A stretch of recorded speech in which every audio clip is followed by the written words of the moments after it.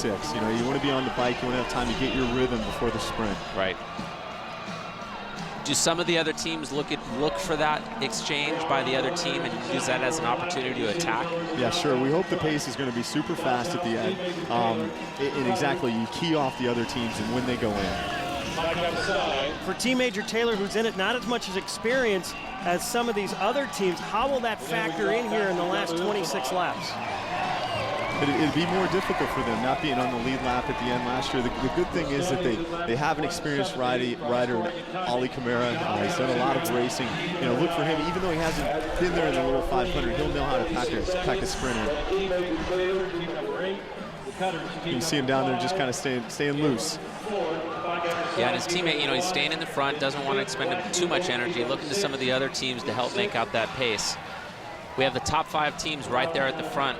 Major Taylor talking their strategy right now. They know exactly what they want to do, but we have the top 5 teams right there. We got the Cutters, Dodds House, Black Key Bulls sitting in third wheel right there.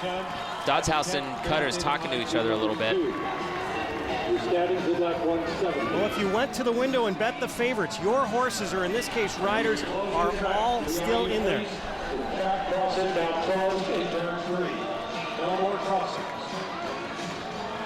We just heard from the announcer that they closed down the track, no more crossings. So does that also, but that's not for the teams, that's just for everyone else, right? Yeah, it's just for the others. I mean, the mechanics can still shuffle bikes back and forth as needed.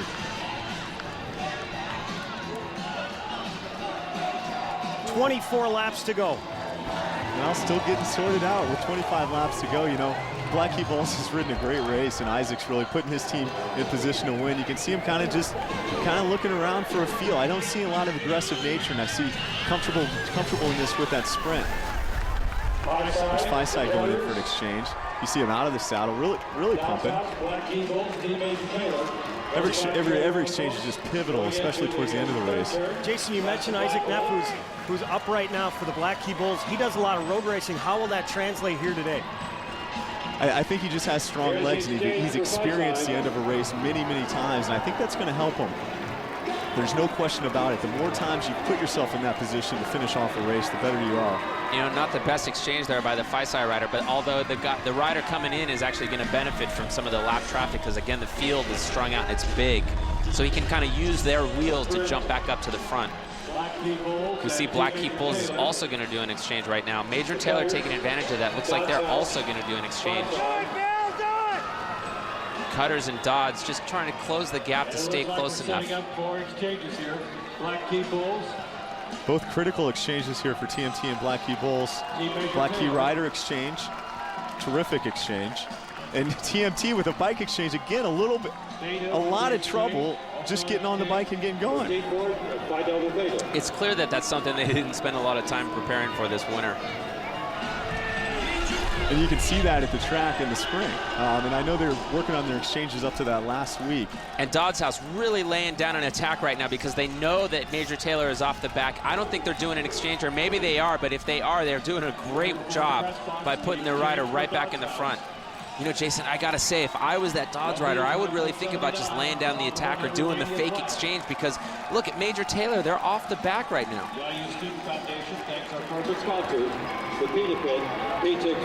Wait, great exchange by Dodds House. They go right to the front of the pack because of that. Don't lose any ground. Not at all, and he's looking around actually going, where is everybody?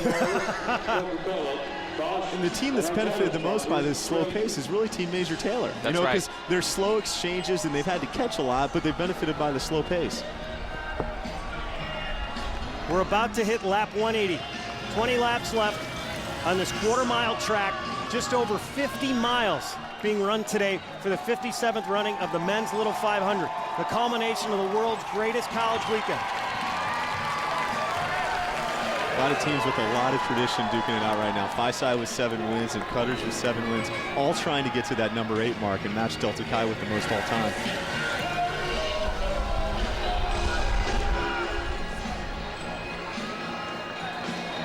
Well, 19 laps to go here. Cutters on the front, just doing, you know, making the race again, staying out of trouble. Obviously, so confident in their sprinter. And this is kind of uncommon for the Cutters to let it go down to a sprint. They usually like to be aggressive.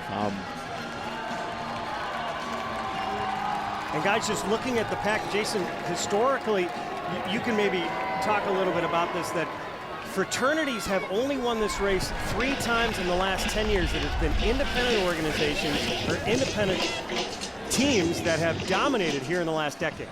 Yeah, interestingly enough, that's kind of comes as a result of the university, and unfortunately, there's been some incidents in the Greek environment. The houses are no longer on campus, so what happens is a lot of the riders that rode for fraternities go out and form independent teams, and that's the same way the Cutters was founded, Gafambi, Corleones, and so that's why you see the independent teams really thriving.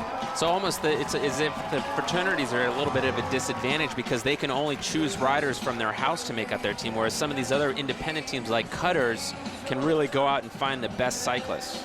It's kind of the paradigm of the university, and you can get in trouble for what other people in your house do, right, even though the riders are, probably working towards the race. And that's really the tough thing about it is how to balance that. Whereas the independent teams, they're going to be around, and they're not going to be at risk.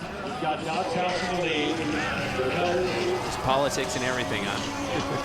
Well, if you're looking at the scoreboard to our right at this point, it's not time-lapse photography. I think they're trying to fix where they are in laps. Now we are on lap 184. The PA announcer has just mentioned, Chuck Crabb, that they're at lap 184.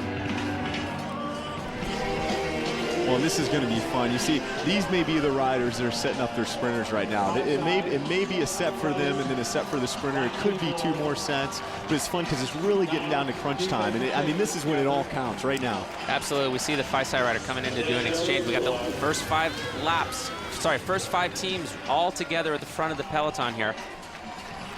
And that's not the FISI sprinter, Eric Stajicic. That's Dave Schwier. Look for him to try to set up Stajicic. Again, benefiting from these lapped riders because it makes what's essentially the front of the field a lot bigger. Instead of it just being 5 riders, it's 10 riders, and he can make his way back up to the front using a lot less energy. Jason, if not mistaken, when Cutters won it last in 04, did they do it because of a DQ? Did ATO get disqualified there at the end? That was a very, very controversial finish. Dylan was here to watch it with me. You have to hold your line to the finish, Judd, and you cannot go horizontal. You can't hook or come out on the track, and that's what we saw happen in 04 for Cutters. They were actually hooked. That's right.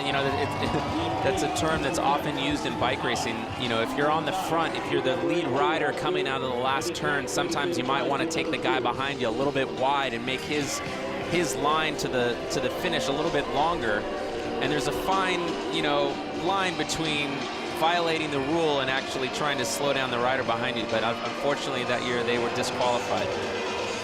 There's so much adrenaline that goes into the end of the race. You had, that was Chris Vargo for the Cutters and Hans Arneson for ATO. It's just so much went into it. Here's Black Key Bulls coming in for an exchange. Dodds also looks like they're doing an exchange, but looks like they passed on it. Great exchange by Black Key Bulls, right back in there at the back of the field. That's Isaac Neff for him, or for Black Key Bulls. And Black Key Bulls just fortunate that they almost didn't crash with a rider that was going a little slower pace. Guys, when does the adrenaline start to hit? How many laps? Big crash. Awful time. They was looking for the yellow flag here. Yep. So we're out under caution right now. 13 laps to go. All these variables go into it, Dylan. You can't control the yellows. You can't control the wrecks. That's right. You just try to get your team to the finish.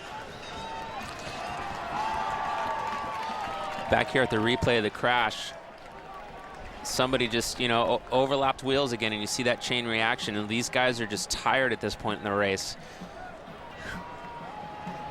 It looked like A Pi, Team 14, that went down, and they won this race in the mid-80s.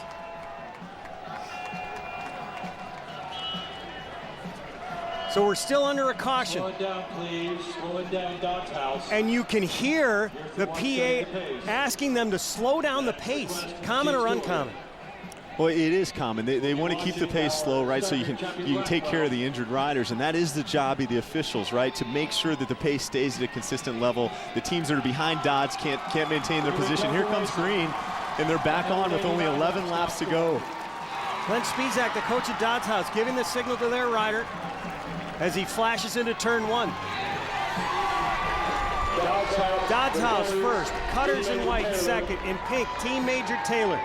Black Key Bulls in light blue in fourth, and just moving ahead of them right now, Phi-Side, green, the pole sitter.